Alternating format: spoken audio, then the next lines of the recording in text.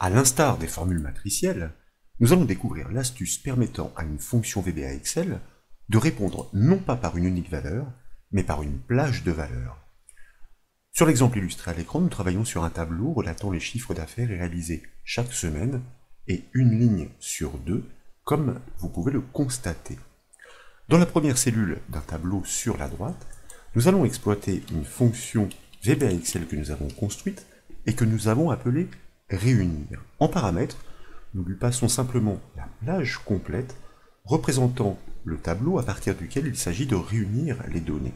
Nous fermons la parenthèse de cette fonction et nous allons donc simplement avec la touche entrée du clavier. Et comme vous pouvez le constater, toutes les cases sont remplies pour regrouper les chiffres qui étaient dispersés une ligne sur deux.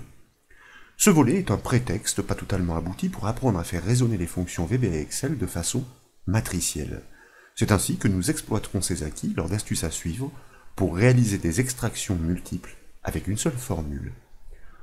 Pour apprendre à créer des fonctions VBA Excel retournant des tableaux de valeurs, nous suggérons d'appuyer l'étude sur ce classeur dédié des chiffres d'affaires éparpillés. Et comme toujours, ce classeur est offert au téléchargement depuis le site bombache.fr.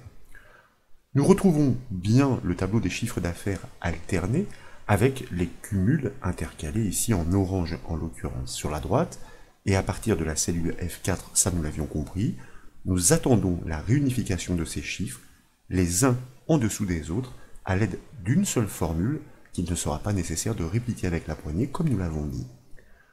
Pour créer une fonction retournant une plage de valeurs, nous ne devons pas la typer comme un objet range. Nous devons créer une fonction répondant par un tableau de valeurs.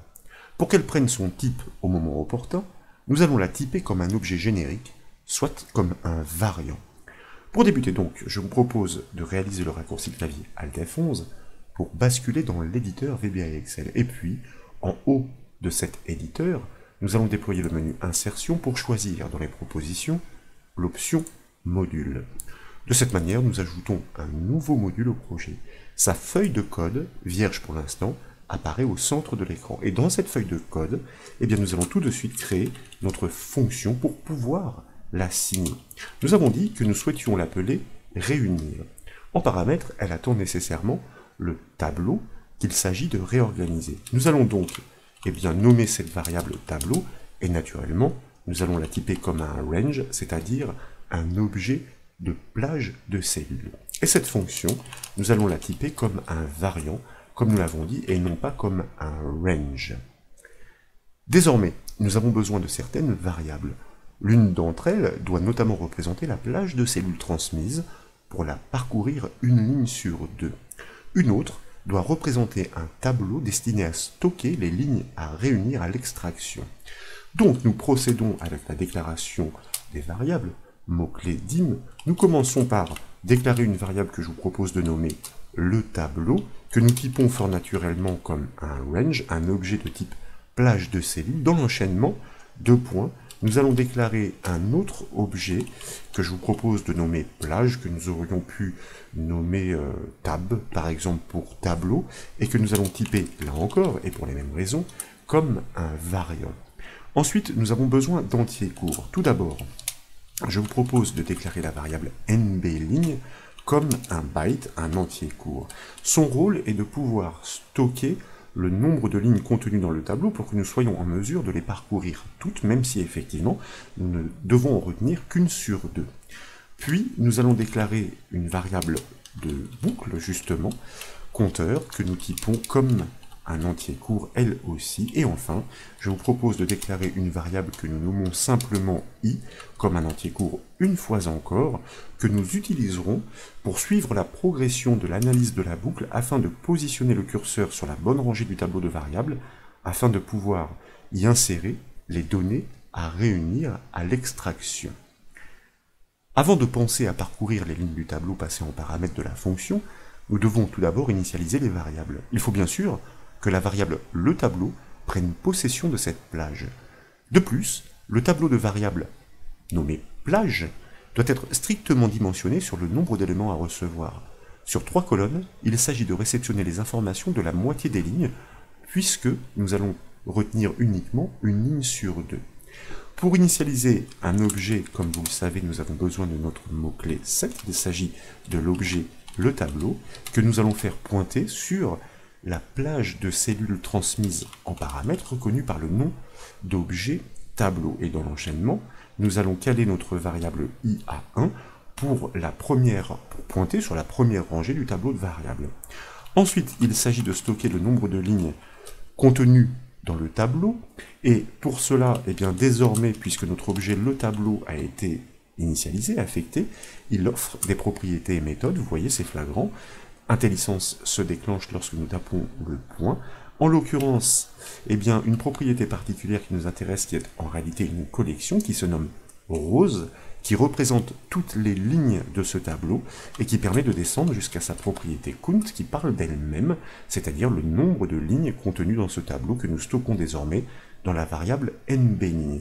Grâce à cette information, nous allons pouvoir exploiter l'instruction redim pour précisément non pas redimensionner notre tableau puisqu'il n'a pas encore notre tableau de variables puisqu'il n'a pas encore été dimensionné, mais pour le dimensionner tout simplement. Nous devons définir le nombre de ces lignes et le nombre de ces colonnes. Nous partons de la première ligne pour aller jusqu'à la moitié des lignes de la plage de cellules qui est transmise en paramètres. Nous allons exploiter la fonction int, et je vais revenir sur l'explication juste après.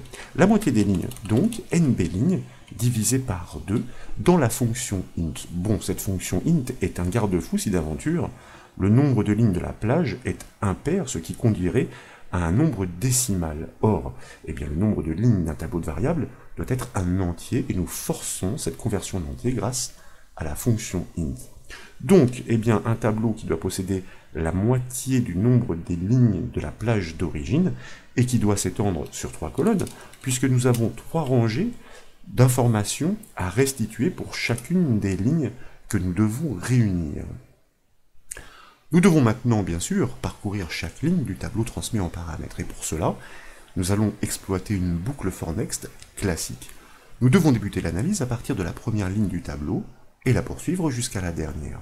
C'est la raison pour laquelle entre en jeu dans cette boucle for notre variable compteur que nous avions effectivement créé et déclaré à cet effet, que nous faisons varier de la première ligne du tableau, et voyez-vous, cette information est renvoyée non pas par la collection rose, mais par la propriété row. En l'occurrence, ici, il s'agit de la 4e ligne de la feuille, que nous souhaitons faire poursuivre jusqu'à la dernière ligne du tableau. Donc, nous partons de la première ligne, donc le tableau.row, pour lui ajouter le nombre total de lignes contenues dans ce tableau, mais nous lui retranchons une unité. Pour quelle raison? Bien tout simplement parce que il y a le décalage à opérer du fait que nous sommes déjà placés sur la première ligne de ce tableau, et donc nous ne souhaitons pas la compter 2 fois. Et bien sûr, nous n'oublions pas de borner notre boucle for next compteur. Désormais, et nous l'avons dit, pour réunir les informations, à chaque passage dans cette boucle, nous devons prélever les informations une ligne sur 2. Pour cela, nous allons exercer l'opérateur mode sur la variable compteur qui rend compte de la progression. Cet opérateur permet de connaître le reste d'une division. Si le reste de la division de la variable compteur par 2 vaut 0, nous saurons qu'il s'agit d'une ligne paire à intégrer dans le tableau de variables. Donc, dans les bornes de la boucle, nous commençons par engager une instruction conditionnelle pour vérifier effectivement, pour faire un test sur cette variable compteur, grâce à l'opérateur mode et le chiffre 2, qui doit nous indiquer quel est le reste de la division. Le test consiste à savoir si ce reste est nul. Si ce reste est nul, nous l'avons dit, il s'agit d'une ligne dont nous souhaitons intégrer les données pour chaque colonne dans le tableau de variables, et c'est donc là qu'entre notre tableau de variables que nous avons nommé plage, peut-être qu'il ne s'agit pas du nom le plus judicieux, bon, qu'à cela ne tienne, nous allons poursuivre avec lui, en partant de l'indice en cours d'analyse, où vous allez voir que cette variable i, nous n'allons pas oublier de l'incrémenter avant de boucler. Donc, en l'occurrence, pour le premier passage, sur la première rangée, puisque je vous rappelle que cette variable i est initialisée sur la valeur 1. Pour la première colonne de ce tableau de variables, eh bien, nous souhaitons ranger l'information située en première colonne du tableau transmis en paramètres, donc à partir de la colonne B, et pour la ligne en cours d'analyse par notre boucle for, et cet indice, cette ligne en cours, est retournée par la variable compteur qui progresse à chaque fois qu'une boucle est terminée. Point value, cela va de soi, pour accéder au contenu de cette cellule, et ce contenu, nous l'intégrons donc eh bien, pour la ligne en cours, dans la première rangée de notre tableau de variables. Pour la deuxième colonne de ce tableau de variables, et toujours pour la ligne en cours, eh bien, nous allons simplement pointer sur la colonne C pour le même indice de ligne, et pour la troisième colonne de ce tableau de variables, nous allons pointer sur la colonne D, toujours pour la même ligne en cours d'analyse. Et là, voyez-vous, eh bien, nous n'oublions pas d'incrémenter notre variable i à chaque fois que ce test est un succès, pour que lorsqu'il sera de nouveau vérifié, c'est-à-dire 2 passages plus loin, eh bien que nous puissions nous positionner non plus sur la première rangée, mais sur la deuxième, sur la troisième, sur la quatrième, afin de réunir ainsi toutes les données qui sont aujourd'hui eh bien, dispersées, entre guillemets, puisqu'elles sont alternées avec les cumuls. À l'issue du traitement de la boucle, le tableau de variables est susceptible d'être rempli de toutes les données réunifiées, donc, et comme vous le savez, une fonction VBA Excel retourne un résultat par son propre nom.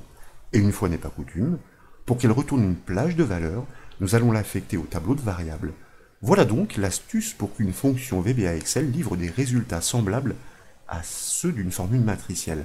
Un tableau de valeurs, un tableau de variables et non pas un range. J'insiste sur ce point sur lequel eh bien, nous avons déjà donné quelques explications en préambule de cette formation.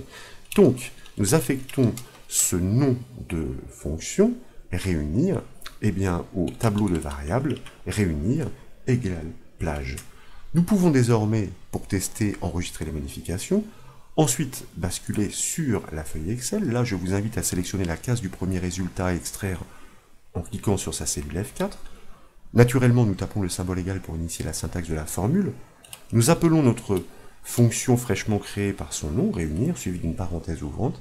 Il ne nous reste plus qu'à désigner l'intégralité du tableau, puisque c'est la base de l'étude, soit la plage qui va de B4 à D17. Nous fermons la parenthèse de notre fonction réunir, et enfin, nous validons notre formule en toute simplicité avec la touche entrée du clavier. Et comme vous pouvez l'apprécier, ces résultats se répandent automatiquement sur les colonnes et les lignes adjacentes du fait du dimensionnement du tableau de variables retourné par la fonction.